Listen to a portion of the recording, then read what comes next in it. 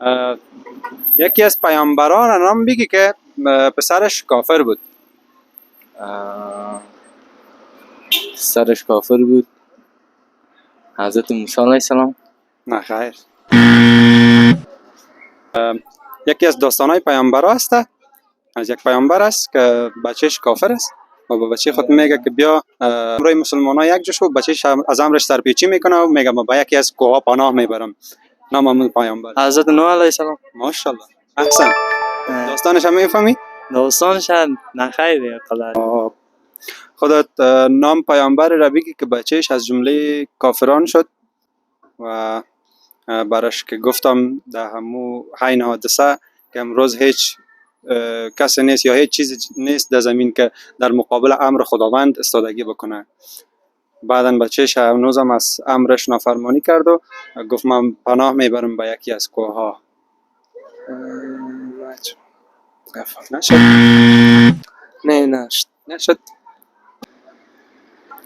نام یکی از پیامبران را بگی که پسرش کافر بود. حضرت نوح. آفرین ماشاءالله احسن. تو یاد داشتی در مکتب خونده بودی؟ برای ما کلانا که دایم قسم میکردن دیگه میکنه نمیده یاد. بله از داستان قرآن کریم که در قرآن کریم بیان شده نه داستانش هم میفهمی؟ داستانش ها قصه شنیدیم. سلام علیکم. خوب هستین لالا؟ ببخشی که من اینجا بالا شده نتونستم. بسیار ببخشید. خوب هستی لالا جان؟ خوب هستی لالا جان؟ بخیر. صحتت خوب است؟ شکر سلامت باشی زنده باشی. خودت اگه کمک کو طرفتر استاد شده بتونی کامرا کاورت کرده بتونه. چی اسم نامت لالا جان؟ داور جان. نام خودت؟ نام محمد اکبر. محمد اکبر جان. دیگه خب محمد اکبر جان، داور جان، ما یک سوال داریم، یک جایزه امروز اشتراک میکنیم؟ بله. خب کدامتان جواب میدید؟ هر کدام دلتان است. نه دل شما کدامتان جواب میدید؟ بله داور جواب میده. داور جواب میده؟ ها. خب داور جان تو جواب میدی؟ بله. صحیح است. خیلی آماده هستی به سوال؟ آماده است. خب نام یکی از پیامبران را بگی که پسرش کافر بود. حضرت نوح. آفرین ماشاءالله احسن. تو یاد داشتی در مکتب خونده بودی؟ برای ما کلانا که دایم قسم میکردن دیگه میکنه نمیده یاد. بله از داستان قرآن کریم که در قرآن کریم بیان شده نه داستانش هم میفهمی؟ داستانش ها قصه شنیدیم. خب یک کمش اگه بر ما بگو خوش میشیم. داستانش همی بود که پیامبر حضرت نوح یعنی بسیار چیکه تلاش کرد که مردمش در راه اسلام به دیگه بگه و این بچه‌ش هم دمیر رفته بود. بله که باز خداوند برش امر کرد کشتی را بساز که کسایی که مسلمان است کردم و هر حیوان یک جورش کرد خود در کشتی بالا. آفرین ماشاءالله. باز بار از که باران شده فکر بچه‌ش هم دکو بالا شد چی که پدرش ناله و زاری کرد یعنی حضرت نوح که بیاد در کشتی بالا نشدن و مردم کافرم غرق شدن و کسایی که مثلا مشرکین یا کلش همه ایشان داشت. و حضرت نوح علیه السلام با خداوند گفت که تو برای ما قول داده بودی که من از جمله خانواده تو کسی را یعنی غرق نمیکنم در این حادثه نه. باز پس خداوند در جوابش گفت که پسر تو از جمله کافران شده و چیزی که علم نداری چوب باش دیگه نه. خداوند عالم دانا است. بخواه کسی را که نخواه چی نمیتونه. بله باشه ماشاءالله احسن لالا جان. این جایزه تشکر لالا جان از اینکه اشتراک کردی. سلامت باشی. پیام خاصی به همسن خودت یا بر دیگه جوانان نداری؟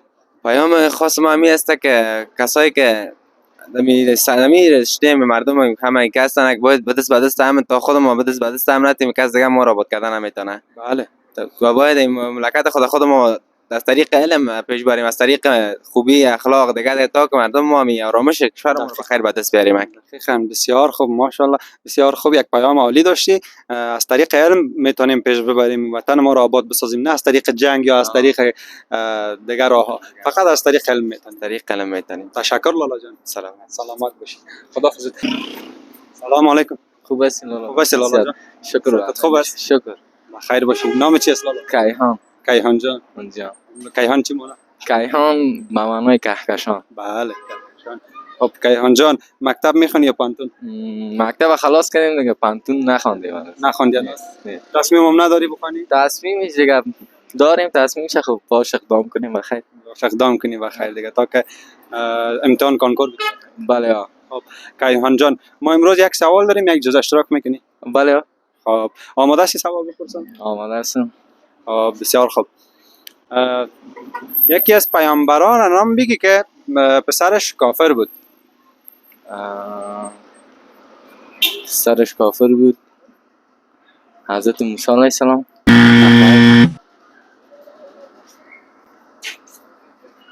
پسرش کافر بود. بله. داستانش هم کمی برات میگم تا یک کم نقل واره برات شوه. خیره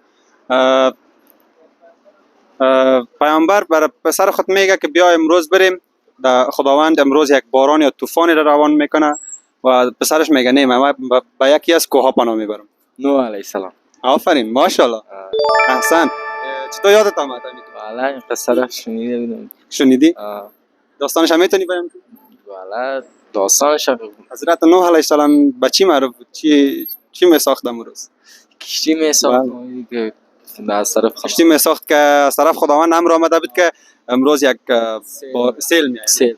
بله، یک باران یا یک سیل میاد که بسته کل قوم نابود میکنه. و پسرش گفت که من نمیرم، من به یکی از کوه پناه میبرم. به کوه بلند پناه میبرم. باز آمد کوه بلندم دیگه نابود کرد. هیچ امری در مقابل خداوند نیست. نیکس. تشکر از اینکه اشتراک کردی لالا جان. این توفیق با جوانای همسن خود چیز گفتنی نداری؟ با جوانای همسن خودم دیگه درس بخوانن، تحصیل کنن. بله درس خوب چیز است. ترک نکنن، اینجا باشن، وطن اجازه کنن. بله مهمترین نکته اینمیج است که وطن ترک نکنن، درس بخوانن و وطن آباد بسازن. بله وطن ما و شما رو دیگه کس آباد نمیسازه به جز خودمون. راست میگه. تشکر لالا جان. با خیر باشی، سلامت باشی. تشکر، زنده باشی. سلام علیکم. علیکم سلام. خوب هستی لالا جان؟ شکر. صحتت خوب است؟ زنده باش. کجا میرفتی؟ مکتب میرفتی؟ از مکتب آمدی نه؟ خب ماشاءالله. صنف چند هستی؟ صنف 10. صنف 10. خیر ان شاء الله خلاص کنی مکتب لالا جان. نامت چی است لالا؟ میلاد. میلاد جان. خب میلاد جان ما یک سوال داریم، یک جایزه اشتراک میکنی؟ میکنیم. خب سوال آماده هستی بپرسم؟ بپرس. خب خودت نام پیامبر را بگی که بچهش از جمله کافران شد و برش که گفتم در همو حین حادثه که امروز هیچ کسی نیست یا هیچ چیز نیست در زمین که در مقابل امر خداوند استادگی بکنه. بعدن بچهش هنوزم از امرش نافرمانی کرد و گفت من پناه میبرم به یکی از کوه ها.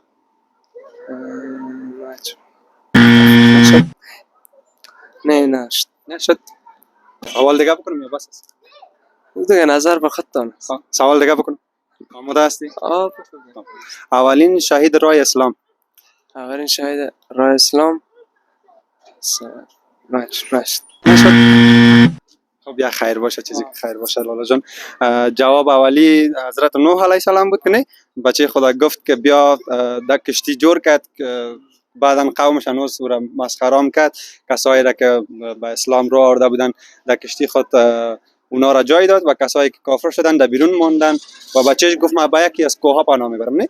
و بچه خود گفت که بیا بریم امروز یک طوفان بسیار شدید میشه، یک سیل بسیار قوی میاد، زمین مکمل پراکنده میسازه. گفت ما به یکی از کوه پناه میبرم. گفت امروز هیچ چیزی نیست که در زمین در مقابل امر خداوند استادگی بکنه. بازم نافرمانی کرد و از امر خداوند و از امر پیامبرش سرپیچی کرد. بله. و جواب دوم که اولین شهید راه اسلام سمیه یکی از بانوای اسلام بود. وقت خوش لالا جان. سلام علیکم. سلام علیکم. خوب هستی لالا جان؟ بخیر. صحتت خوب است؟ بخیر.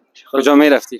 ما از کورس آمدیم. از کورس آمدی؟ بله. در کورس چی میکنی؟ انگلیسی. خب ماشاءالله.